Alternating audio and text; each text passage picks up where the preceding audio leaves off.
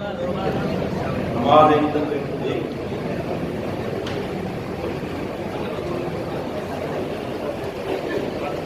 सफा तो सीधा करना है भी नमाज का हिस्सा है। सफर तो सीधी की करो तो मेरा अपना मिला के करना मिला के ये सब सीधा करने का तरीका है।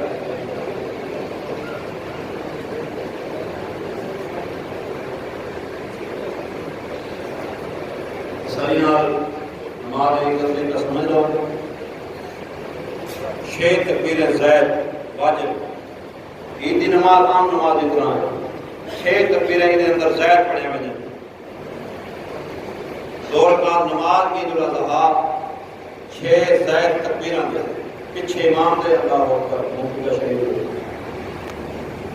सना सुभानक अल्लाहुम्मा ऐसा इमाम और मुक्तदी पढ़ने के बाद 3 तकबीर। पहली तकबीर देवी हाथ उठावण करना तक करना दे लो तक अल्लाह अकबर छाड़ दे। दूसरी तकबीर इस तरह तीसरी तकबीर हाथ मारना ये मुबारक खाई ना भाई याद नहीं होई मुबारक ये मुबारक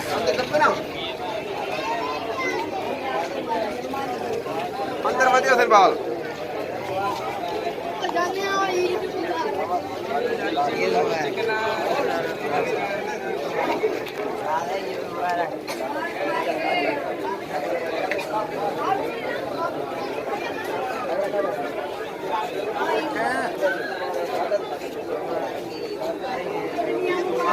ईद मुबारक मियां।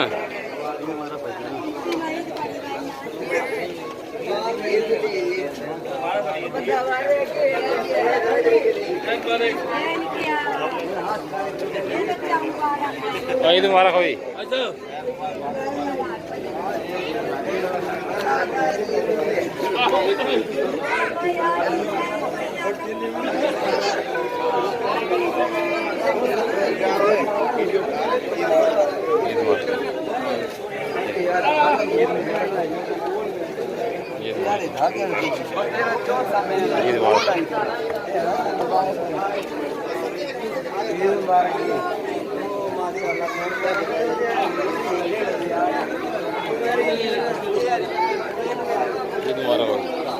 एक ही चूड़ा है